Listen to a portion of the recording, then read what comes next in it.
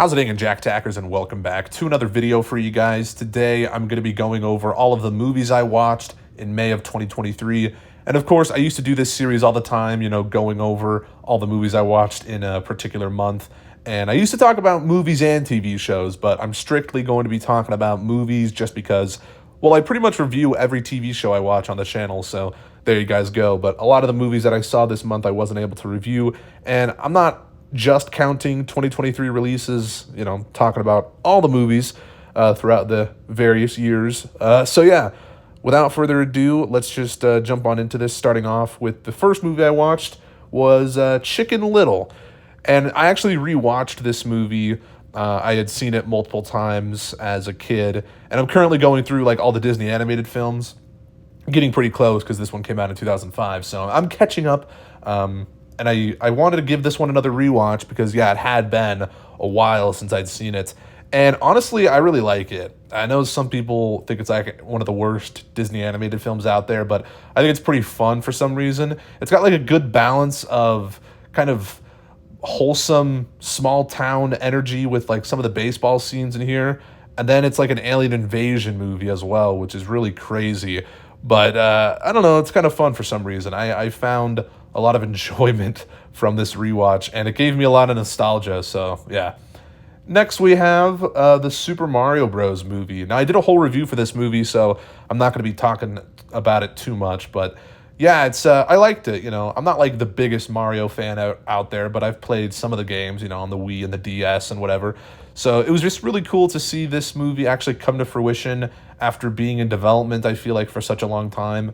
And I'd been waiting it for such a long time as well. So yeah, it was just really cool. It was fun. Animation was good. It's one of Illumination's best movies, in my opinion. And the voice cast is obviously incredible. Jack Black as Bowser is just my personal favorite. He's really great in that role. And yeah, it's a cool, nice movie. Anyway, next I watched Sisu. This is basically John Wick, but set during World War II with Nazis. And it's pretty fantastic in terms of the action. It's really intense at moments. However, my main negative is that the main character, yeah, he just has way too much plot armor. I mean, he goes through so much crap in this movie, dude, that he should not survive. And it kind of becomes a little goofy and quite ridiculous at a certain point. So it definitely, you have to suspend disbelief a little too much, if we're being honest. But, I think it's still a fun movie.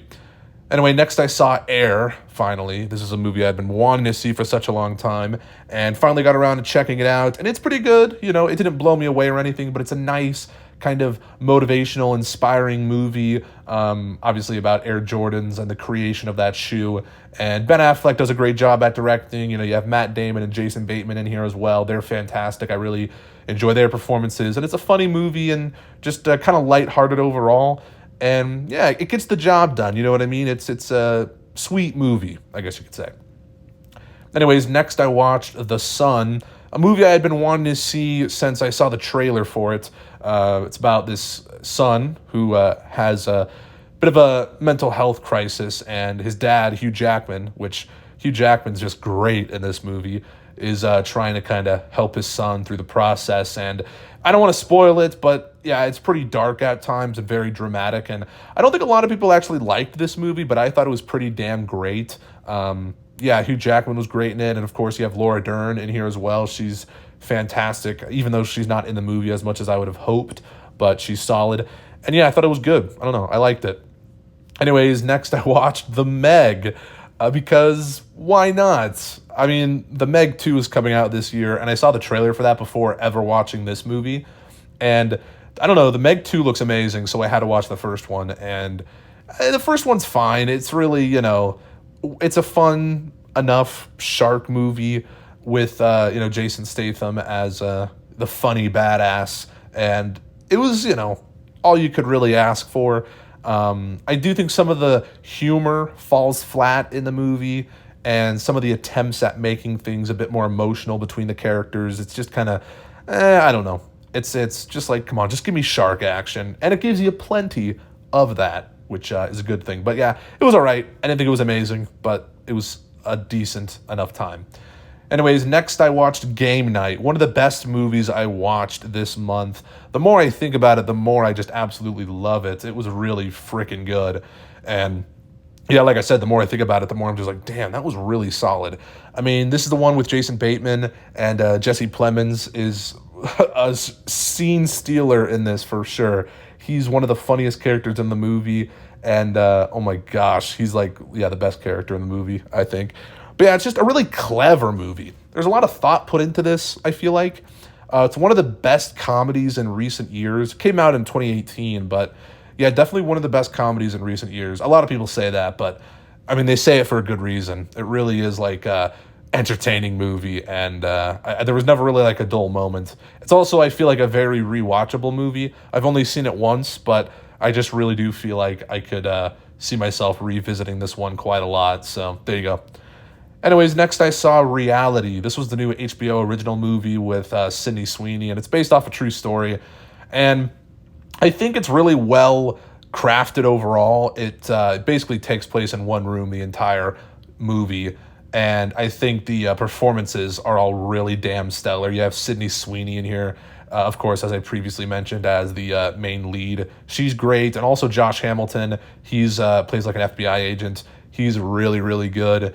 And I think where this movie falters is that it does kind of become, I don't know, a little repetitive because they are taking like dialogue from the actual recording of this true story. And I don't know, sometimes it's a little much. Like sometimes I just want it to get to the point already. And the movie's really short though. You know, it's like 80 something minutes, very short movie, but dare I say it could even have been a bit shorter. I don't know. But yeah, it's all right. And sometimes the editing was a little, it was good. I liked it, but sometimes it was a little just like, again, a little too much. But I still think it's an okay movie. Again, mainly for the performances, I think is like the best part of the film. So there you go. Anyways, next and lastly, I watched Bruno. Don't ask, why did I watch this? Dude, I don't know. I just I wanted something really, really funny, and I'm a huge fan of Borat. And this is basically Borat, but with a gay person, Sacha Baron Cohen, playing a very flamboyantly gay person, which is very hilarious and actually weirdly wholesome.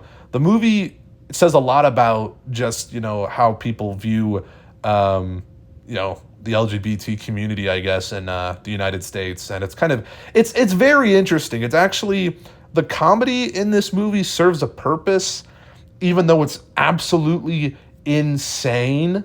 And I know a lot of people say this isn't as good as Borat. They would be correct. Borat, I think, is just funnier and I think just a bit more interesting as a character, weirdly enough, even though they're very similar to a degree, Bruno and Borat, but also kind of different. So I don't know. It's, yeah, this movie overall is not as good as Borat, but I don't know. I had a blast with it. I laughed my ass off a lot through watching this. It is so insane. Like, it is shocking. And I don't know exactly how much of it was real, but I think they want you to believe a lot of it was pretty real, which, wow, just crazy stuff. But yeah, I liked it. I had a fun time with it. What can I say? I recommend it, whatever. But there you guys go. Those are all the movies I watched this month, and I guess I'll do this next month for the end of June. But yeah, let me hear all the movies you saw down in the comments. Very curious to see what you guys have been watching. And yeah, if you guys liked this video, make sure to give it a thumbs up, subscribe if you're new, check out my Letterboxd, where you can see all of my quick little reviews for these movies down in the description, and my Twitter is in the description as well. I'd appreciate a follow on there, and I'll see you guys in the next one. Peace.